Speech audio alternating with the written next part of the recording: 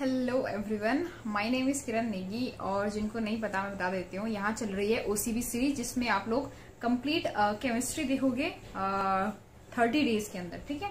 और आज का पार्ट है हमारा types of organic reaction. So organic reaction, chemistry is all about reaction ना।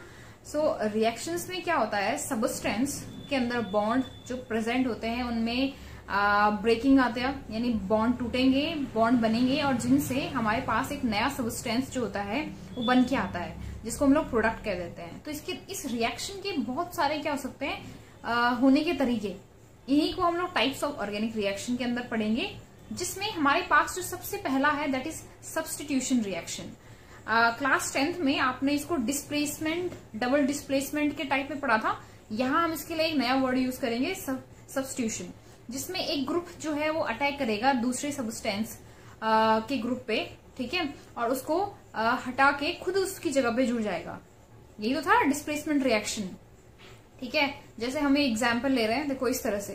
तो इसमें क्या हुआ है, अगर आप ध्यान से इस रिएक्शन को देखो तो इसमें दूसरे ग्रुप का OH यानी हाइड्रोक्साइड ग्रुप अटैक कर रहा है। अब हाइड्रोक्साइड जो ग्रुप है, अगर आपको अभी थोड़ी देर पहले पिछले क्लास में मैंने आपको अटैकिंग रिएजेंट्स बताए थे, राइट। अटैकिंग रिएजेंट के बेसिस पे हम सब्स्टिट्यूशन को और डिवाइड कर सकते हैं। अगर अटैक करने वाला है फ्री रेडिकल है तो हम उसको क्या कहेंगे, free radical substitution reaction.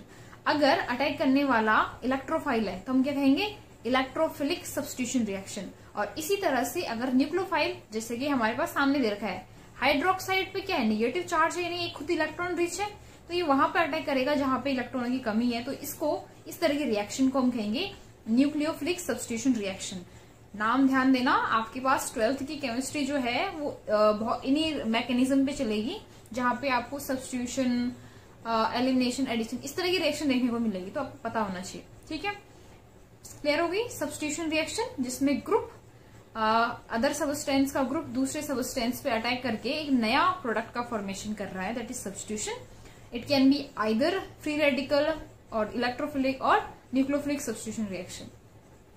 Second type देखिए, सेकेंड इज एडिशन रिएक्शन। नाम से पता चल रहा है, इस पे जो अटैकिंग रिएजेंट होते हैं वो आके जुड़ जाते हैं। और जुड़ने की पॉसिबिलिटी हमेशा तब होती है किसी भी स्पीसीज में, किसी भी केमिकल स्पीसीज में जुड़ने की पॉसिबिलिटी तब होती है जब उसके पास क्या हो, पाई बॉन्ड हो, पाई बॉन्ड यानी डबल बॉन्ड हो या ट्रिपल बॉन्ड हो। तो ये रिएक्शन आपको एडिशन तभी देखने को मिलेगी जब हमारे पास जो सबस्ट्रेट होगा उसके पास एटलीस्ट एक डबल बॉन्ड या ट्रिपल बॉन्ड हो, ज्यादा हो तो और भी चलेगा, ठीक है।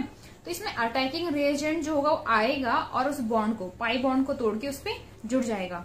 इस तरह के रिएक्शन को एडिशन रिएक्शन कहते हैं। तो अब जो ये अटैकिंग रिएजेंट है ये अगेन किसी भी टाइप का हो सकता है। किसी भी टाइप का मेरा क्या मतलब है, अटैकिंग रिएजेंट पे डिपेंड करेगा, इलेक्ट्रोफिलिक है, न्यूक्लियोफिलिक है या फ्री रेडिकल है, ठीक है। क्लियर हुई बात। तो ये एग्जाम्पल है इसका, ध्यान से देखना इसको। अब चलते हैं हम लोग थर्ड टाइप पे, that is elimination reaction. Third reaction जो हमारे पास है that is elimination reaction. Elimination जैसे नाम से पता चल रहा है, इसमें ग्रुप जो होगा, ग्रुप किसी भी ऑर्गेनिक कंपाउंड से ग्रुप जो होगा वो क्या होगा, डिसोशिएट होगा यानी अलग होगा।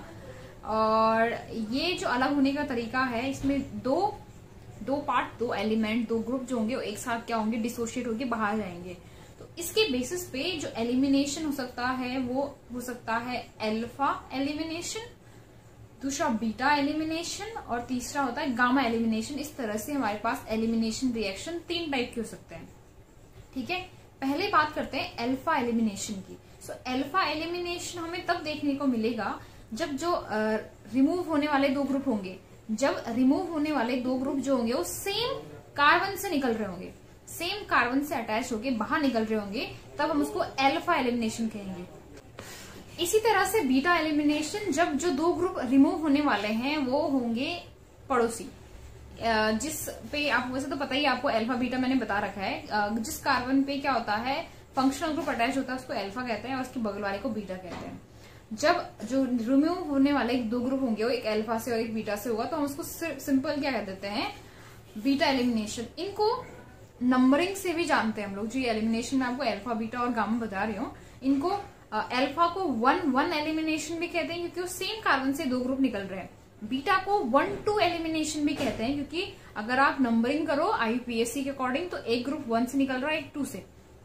इसी तरह से थर्ड जो होता है दैट इज गामा एलिमिनेशन, जिसमें फर्स्ट जो ग्रुप होगा, फर्स्ट ग्रुप C1 यानी पहले कार्बन से निकल रहा होगा, और तीसरे जो दूसरा ग्रुप रिमूव हो रहा होगा वो तीसरे कार्बन पे होगा, अगर वो ऐसे हम 1, 2, 3 करें तो। फंक्शनल ग्रुप वाला जो कार्बन होगा वो फर्स्ट कार्बन होगा, फिर इसके बाद जो दूसरा कार्बन होगा that is beta, and then third is gamma. तो जब निकलने वाले ग्रुप जो होंगे वो एक अल्फा पे अटैच होगा, अल्फा कार्बन पे, और दूसरा गामा पे, तो इसको हम सिंपल गामा एलिमिनेशन कह देते हैं या 1-3 एलिमिनेशन कहते हैं। क्लियर हो गया? तो ये 3 टाइप के एलिमिनेशन हम लोग पढ़ेंगे आगे की क्लासेस में, तो आप इनके नाम ध्यान रख लेना ये किस तरह से होता है। तो ज्यादातर एलिमिनेशन रिएक्शन के केस में जो हमारे पास प्रोडक्ट होता है उसमें पाई बॉन्ड का फॉर्मेशन होता है। ठीक है, पाई बॉन्ड पर जरूरी नहीं है कि फॉर्मेशन हर बार हो, लेकिन मोस्ट ऑफ द केसेस में आपको ये देखने को मिलेगा। क्लियर हो गई बात? तो ये था एलिमिनेशन। नेक्स्ट रिएक्शन है हमारे पास रीअरेंजमेंट रिएक्शन। सो रीअरेंजमेंट जैसे कि नाम से क्लियर हो रहा है, इसमें ग्रुप कोई भी ग्रुप जो होता है वो रिमूव होके बाहर नहीं जाता है, बल्कि किसी और पोजीशन पे क्या होता है अटैच हो जाता है। इस तरह की प्रोसेस को, इस तरह की रिएक्शन को हम लोग रीअरेंजमेंट कह देते हैं। ये जो होता है इसका जो रिजल्ट होता है वो बहुत ही क्या होता है क्लियरली विजिबल होता है। फॉर एग्जाम्पल ये जैसे आपको सामने दे रखा है, हमारे पास एक क्या है चेन है, एल्काइल चेन, जो कि पहले सिंपल स्ट्रेट चेन थी। ठीक है, और उसके बाद वो क्या हो गई, इसमें ब्रांचिंग आ गया। इस तरह का कई बार आपको इस तरह की रिएक्शन फंक्शनल ग्रुप के साथ भी देखने को मिलेगी। इनको कह देते हैं हम लोग रीअरेंजमेंट रिएक्शन। क्या कहते हैं? Rearrangement reaction. Next is condensation reaction. So condensation कैसे, कंडेंसेशन जो होता है उसमें 2 अलग अलग सबस्टेंस मिलके एक पूरा क्या होता है प्रोडक्ट का फॉर्मेशन करते हैं। कोई भी ग्रुप जो होता है वो बाय प्रोडक्ट में नहीं जाता, एक सिंगल प्रोडक्ट बनता है, लेकिन जो सबस्ट्रेट होते हैं एक से ज्यादा होते हैं। इस तरह की रिएक्शन हमारे पास बहुत सारे मिलेंगे, मैं आपको बता रही हूँ। जब हम नेमिंग रिएक्शन करेंगे मैं तब भी आपसे पूछूंगी, दैट इज एल्डोल कंडेंसेशन। ठीक है, क्रॉस एल्डोल कंडेंसेशन। इनमें होता क्या है, 2 अलग अलग सबस्ट्रेट इस तरह से अटैच होते हैं कि उनसे एक नया प्रोडक्ट बनता है, केवल एक प्रोडक्ट बनता है।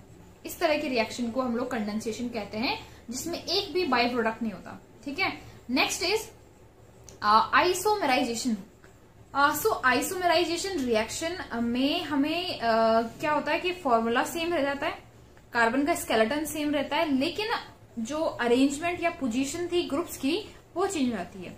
इस तरह के जो रिएक्शन होते हैं इनको क्या कह देते हैं हम लोग, आइसोमेराइजेशन रिएक्शन। समझ रहे हो? स्केलेटन सेम रहेगा। अच्छा मैं एक एग्जाम्पल देके बताती हूँ, जैसे ये रहा आपके सामने।